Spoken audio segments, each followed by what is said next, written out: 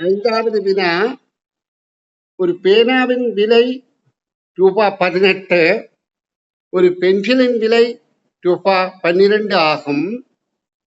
பேனா, பென்சில் ஆகியவற்றில் ஒரு குறித்த எண்ணிக்கையை வாங்குவதற்கு ஆதவன் செலவிட்ட பணம் ரூபாய் 192 ஆகும்.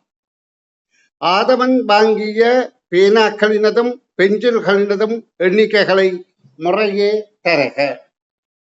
இப்ப எங்களுக்கு பேனா தனிய விலை தந்திருக்க, பென்சில் தனிய விலை தந்திருக்க, ஆனா இரண்டும் சேர்த்து வாங்கிய தொகை தந்திருக்க.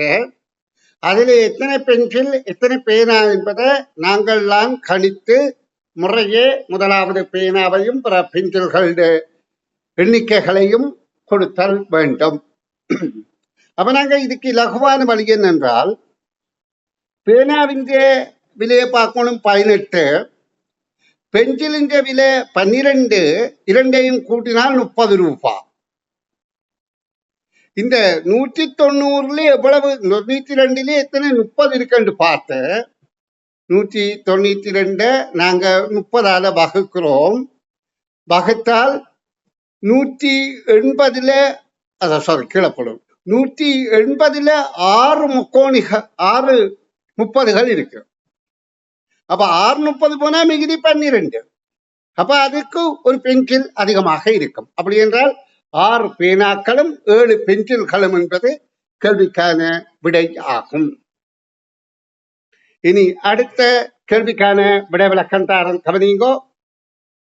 இது முற்றிலும் திறமையான பிள்ளைகள்ல திறமையான பிள்ளைகளை தெரிவு செய்கிற பரீட்சை. அப்ப திறமையான பிள்ளைகளுக்கு மாத்திருந்தான் நான் இந்த வகுப்புகள்ல வழிநடத்தல் செய்கின்றேன்.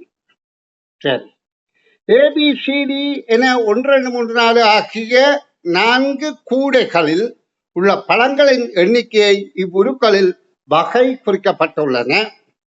இப்ப இந்த 4ம் ஒரே அளவான கூடை என்பதை நீங்க கவனத்துல கொள்ளணும்.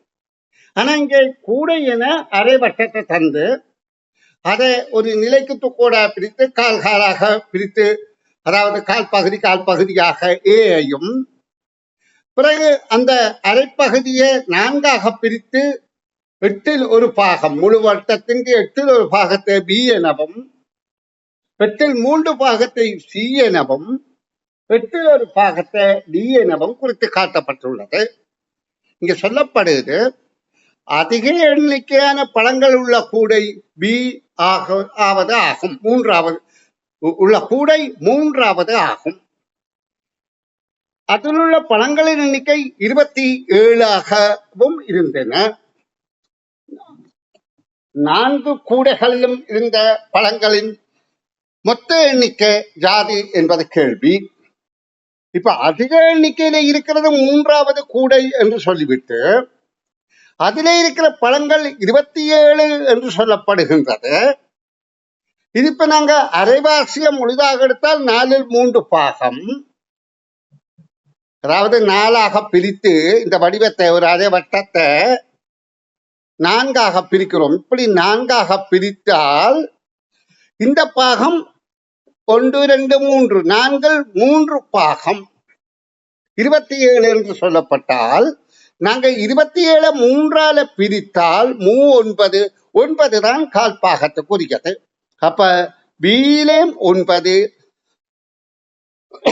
டியிலும் 9, சியில 27 என்று தரப்பட்டிருக்கு. பியில 9 போல 2 மடங்கு என்றால் 18.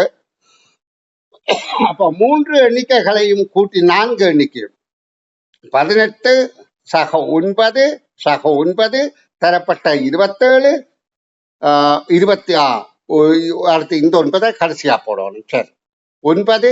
இப்படியாக நாங்கள் இந்த எண்ணிக்கை 4 கூடைக்கும் கூட்டுதல் வேண்டும். கூட்டினா எங்களுக்கு கிடைக்கிற விடை 63 என்பதாகும்.